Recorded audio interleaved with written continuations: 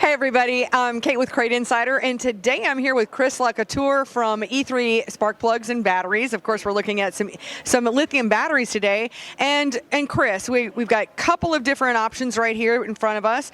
Tell us a little bit about the batteries that we're looking at. So we've got two different sizes here that we brought to the show. This is going to be our medium size and our large.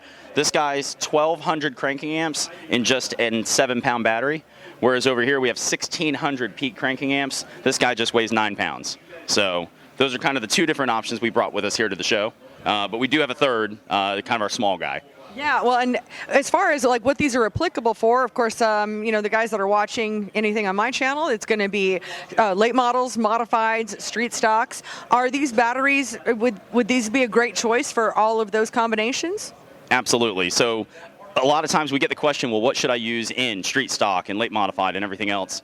And it just kind of comes down to their setup and what they want to do. Some guys, they're not worried about backups. They can run this smaller guy, and this is going to start just fine, any of those motors. Others prefer the higher cranking amps, so they'll go with this. We even have some guys that'll run a combination of the both of them just because they want that backup just in case. Great. Now, do we have any problems with how long they last? I mean, if you're going to be like in a 100-lap race, is that going to be an issue? Or what do we do to kind of keep them charged? So the big thing with that is, so for example, a 100-lap race, you want to be sure that you're sizing the system appropriately. So depending on your usage, if you're running an alternator, if you're not running an alternator, you just got to make sure you size it appropriately. That's where you can reach out to our tech team. They can help you work through all of that stuff. As long as the system is sized appropriately, knowing whether or not you're running an alternator, no issues there. Off of vehicle charging, you do want to make sure you use a lithium-specific charger. That really goes for any lithium battery. But a lithium-specific charger, and you're good to go. Great. Now I know safety was certainly a factor that you hear about, and what's built into these batteries to ensure the safety and that we're not going to have like explosions? Because I don't think that any of your batteries have been involved in any of that, but correct me if I'm wrong. We haven't had any issues with that at all, knock on wood. But in the top of the battery here, this is what we call our battery management system, the BMS. It's basically a small computer that's going to handle over discharge, overcharge, short circuit protection, even over temperature protections to prevent the battery to have any kind of problems. Also, the lithium chemistry that we're using is a lithium iron phosphate. It's one of the most stable chemistries available in lithium. Lastly, the cell composition and the way that we've built the cells prevent any kind of short circuiting from happening. So you can actually pierce this with any kind of a sword, knife, shoot it with a bullet, and the battery's not going to short out and catch fire.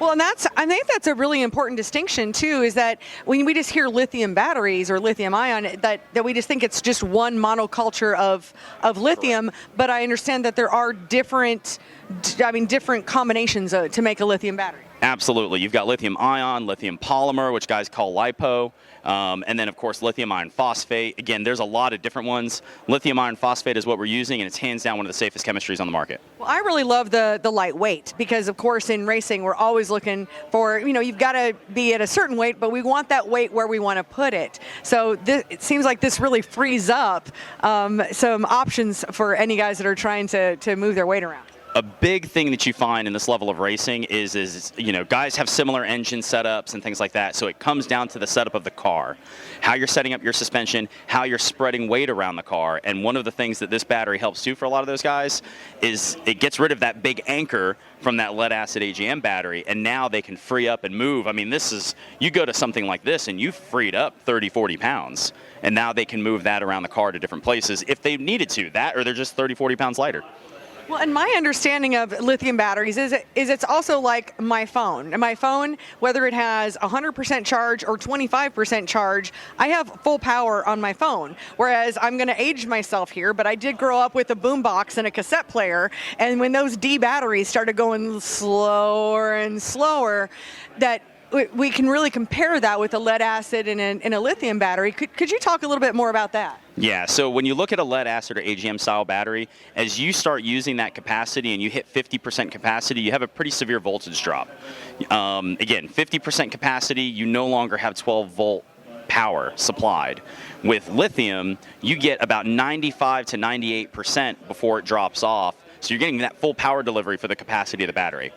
Well, and then let's talk about charging too, because and correct me if I'm wrong here as well, is that with like your lead acid AGM batteries, that when you go to recharging them, that they may at some point they're not gonna like charge at 100%, or there's some kind of a decline in the power over the course of time. Do we see that same thing with lithium batteries? So with your lead acid AGM stuff, what happens is you get a drop in overall capacity. So let's say that it was, I'm just going to pick numbers to make it easy. Let's say it's a 100 amp hour battery.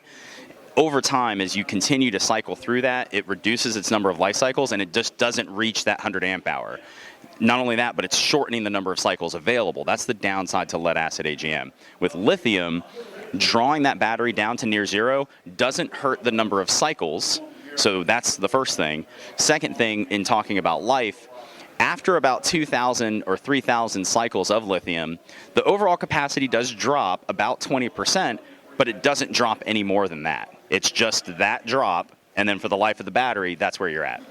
Yeah, and one more question. Speaking of like battery and charging, I know that, with my phone, again, because it's a lithium battery that I'm the most familiar with, you get the 20% warning and then the 10% warning, and then at 5%, and then 5 seconds later your phone goes down. It's really never gets to zero, because from my understanding, if a lithium battery gets to zero, there's no like bringing it back. So with these, is there something built in that will keep them from going to zero? Will they kind of stop, or tell me about that safety feature? Yeah, so the BMS that we have in the battery, that battery management system, is going to prevent over discharge. So it's what we call over discharge protection. And basically, as you go in and you start using that capacity, it will eventually cut off and disconnect to protect those cells to make sure they don't get damaged. It is not a low voltage cutoff per se. It's really a dynamic algorithm that's based on load. So if you have a very high load, it's going to cut that off a little bit sooner, based on the capacity that the battery has left, versus a light load like you left a light on.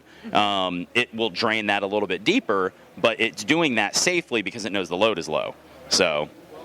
One more question. If you're going to connect an alternator to these batteries, is there anything special you need to know? Any kind of special connection or wiring or anything special you need to know? I really don't know. Not at all. So we designed these to be drop-in starter replacement batteries for any standard alternator. The key things that you do want to remember is that these are 12-volt batteries, so you just want a standard 12-volt alternator, and the maximum output of that alternator for our batteries is 160 amps. So as long as you're not exceeding 160 amps, alternator work just fine. Nothing special is needed. You can just wire this in as a replacement. So these are, both of these, regardless if it's the 1200 or the 1600, they're both a 12-volt system? Correct. Okay, great. Yeah, I know with like lead acid, I think there's like a 1200 versus a 1600 volt or 12 or 16 volt system. So I just want to make sure that we make that distinction as well. Yeah, today we're not doing anything 16 volt. We see that most racers are moving to 16 volt systems due to voltage drop from lead acid AGM.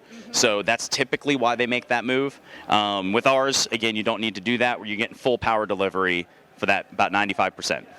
This is some really great information. I've learned so much. And, as you're watching this video, if you guys have any questions, feel free to drop them into the comments. I'll connect with Chris again, and we'll get you answers to those questions. And, of course, here at Crate Insider, we are a dealer for the E3 batteries. We've got them sitting on our shelf, ready to be able to drop into your race car. We carry the chargers as well. And I want to thank you so much for your time today, Chris.